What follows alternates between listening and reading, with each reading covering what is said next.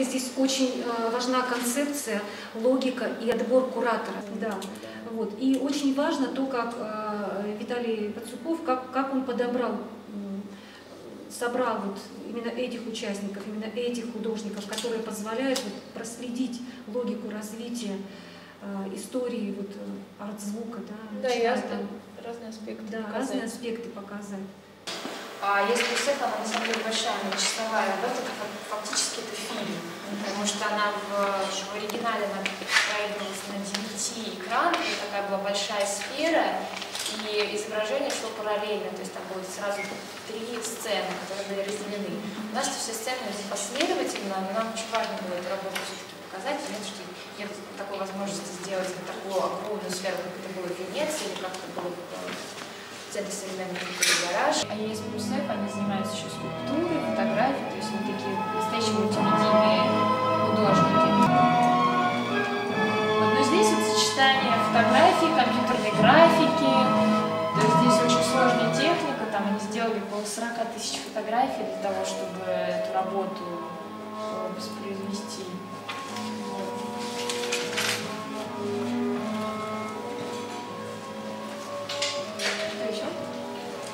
Скажите, пожалуйста, сколько по времени создавался пир, потому что это очень сложная графическая работа? Мне кажется, они где-то около 2 лет работали над этим, не меньше. То есть, если примера была в 9-м, они пишут, что 8-9 год они делали, я думаю, они где-то... И о подборе актеров?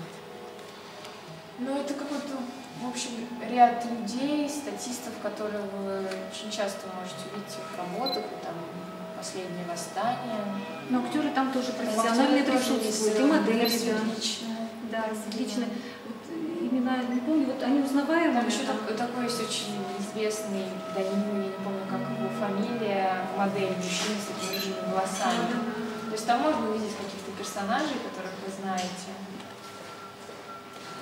Но здесь не важно, там, так сказать, типы, а не персонажи. Это люди, родовые признаки, а не личные, индивидуальные. Это просто отдыхающие, это просто там портье.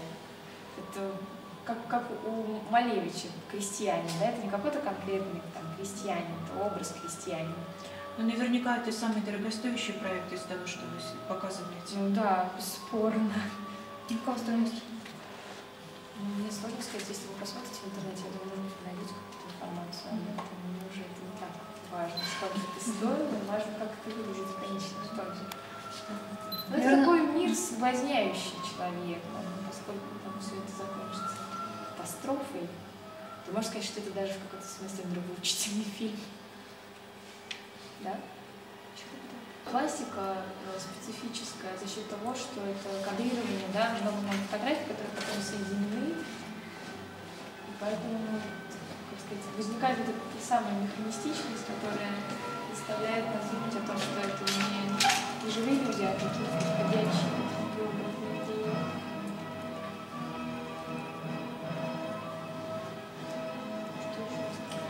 Ну, мне вот очень хочется тоже сказать, да, такое вот свое мнение по поводу тех проектов, которые здесь представлены. Ну, прежде всего, я хочу сказать о том, что это, конечно, высококачественные работы, представленные современными художниками. И, собственно, это вот в современном искусстве, что очень важно, оно очень диалогично. Когда мы смотрим на картину там, или на рисунок, то очень часто диалог не возникает. Вот здесь такого не происходит. Здесь непосредственный диалог самого художника и зрителя тебя вовлекает, потому что здесь очень мощное воздействие не только визуальное, но и звуковое. А звуковое, как мы все знаем, оно воздействует сильнее, мощнее, первее по сравнению с тем, как потом на сетчатке у нас отражается какое-то изображение. То есть вот мощь звука, она, конечно, тут уже не требует каких-то особых доказательств. Да?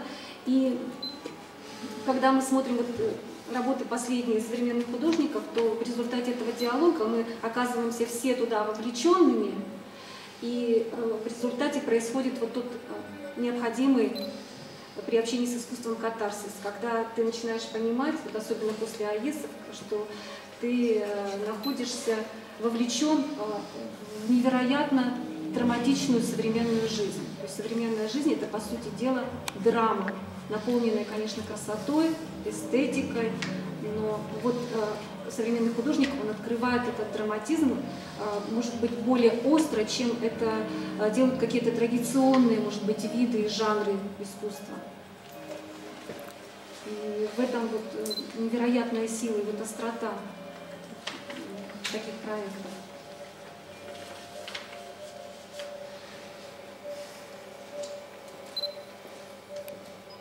Из чего у нас эта группа состоит? Кто входит туда? Группа есть? Арзамасова, Святский, Лизович и Фридкис, там 4 человека. И плюс вот Карманов, который... Да. Павел Карманов — это уже следующее поколение композиторов, после там, Мартынова, да, поколение 40-летних. По сути, мы таких мэтров привезли, если уж так говорить серьезно. Конечно, это не эксперименты молодых, а это уже такие маститые люди, обласканные, как сказать, и арт-критикой, и всевозможными выставками. Вот, но нам важен выбор, то, что, как сказать, тут же это достигло зрителя, да, потому что у нас в центре несколько есть филиалов, то есть помимо московского основного есть еще филиал в Калининграде, в Нижнем Новгороде, в Екатеринбурге, в Санкт-Петербурге. А вот сейчас в Владикавказе там строится новый центр. Вот, ну, понятно, что мы, так сказать, сами мы не можем объять всю страну, вот, поэтому мы работаем с самыми активными представителями в любых городах. Ну да, мы считаем, что Ижевску опять повезло в очередной раз, что все-таки согласились наши коллеги показать этот проект здесь, в Ижевске. Очень хочется, чтобы он дошел до жителей города, информация о нем.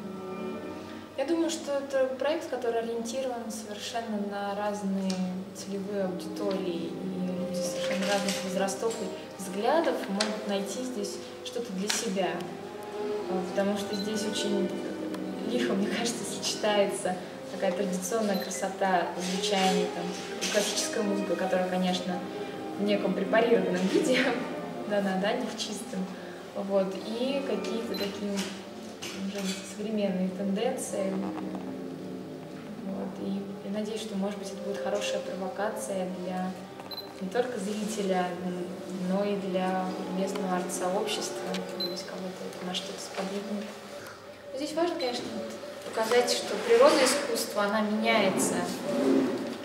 И вот мы вчера как раз разговаривали с директором галереи, что еще неизвестно, что бы делал Моцарт, если бы он жил в наше время. Я думаю, он использовал бы и возможности 3D, и электронную, может быть, музыку писал, кто его знает.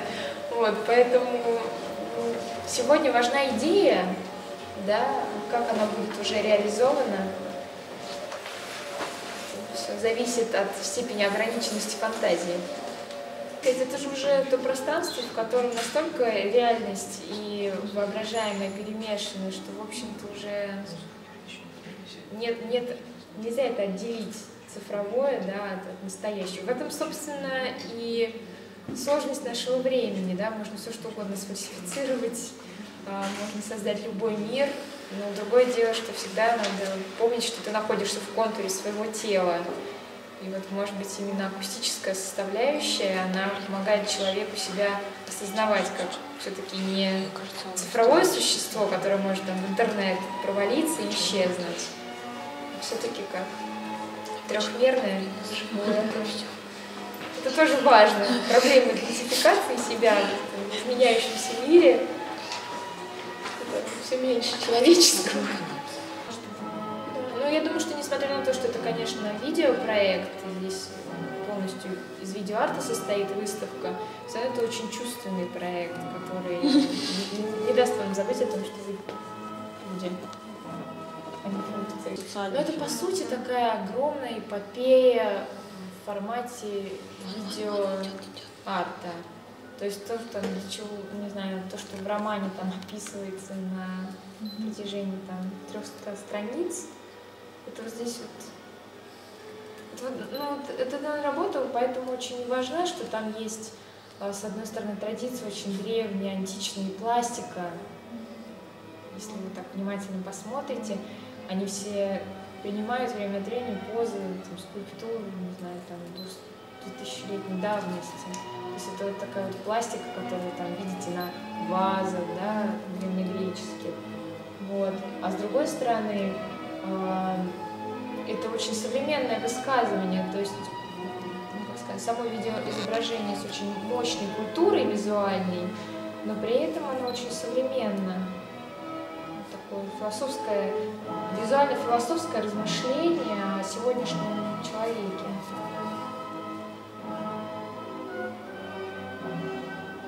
Визуальное, ну и звуковое тоже. Да, звуковое, да. Конечно, красиво. Визуально-акустическое, философское размышление. Все-таки вот даже в этом, да, фильме что первичнее, музыка или кадровый? Это вот вопрос. Мне кажется, что это в конечном итоге это невозможно разделить. Это как понятно, что художники попросили композитора, да, там какая-то у них была задача, они ему какую-то задачу поставили, и он написал музыку, но он же написал музыку конкретно к этому проекту. Ну, на самом деле, вот философы, все философы всегда говорили, когда они создавали иерархию искусств, вот эту систему, то, конечно, музыку ставили на вершину, то есть уже все потом следовало. И поэтому вот этот вот такой вот вопрос, вот здесь такое содружество, да, необходимое и вот дополняющее друг друга. Но вот вопрос о том, что первичнее, да. Я думаю, что музыка здесь вселяет душу в это видео, она оживляет его, да. Еще дополнительно проводит какую-то линию, связь между зрителем и изображением. Мария, вот скажите, здесь, в принципе, используют технологии, которые, ну, как бы обеспечивают массовое такое вот искусство, да, а вот он идет в элитарность некую. Вот посетители выставок, это как-то вот, ну, фильтруют, что ли, вот, то есть сюда могут прийти неискушенные. Ну, конечно, может прийти, но... Я думаю, что здесь, вот, как чтобы понять это искусство, вообще не обязательно какие бы то ни было знания в культуре иметь, потому что оно имеет несколько слоев, да.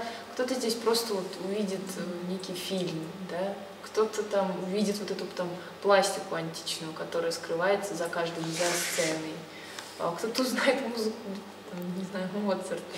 То есть здесь понятно, что несколько есть слоев. У нас будут тексты самого Павла Карманова про то, как он работал вместе с художником. Можно будет почитать, дополнительную какую-то информацию получить.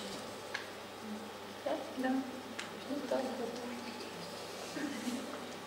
Ну и потом, как современная культура, она же сетевая, да, вот человек здесь услышал пир Тремалхиона, да, он заинтересовался, пришел домой, набрал, что такое Тремалхион, да, там узнал, что это персонаж древнеримского романа «Сатирикон», заинтересовался, что это за роман, может быть, его прочитал. То есть, по сути, если человек любопытен, то он очень много может вытянуть из каждой работы, которую он здесь увидит.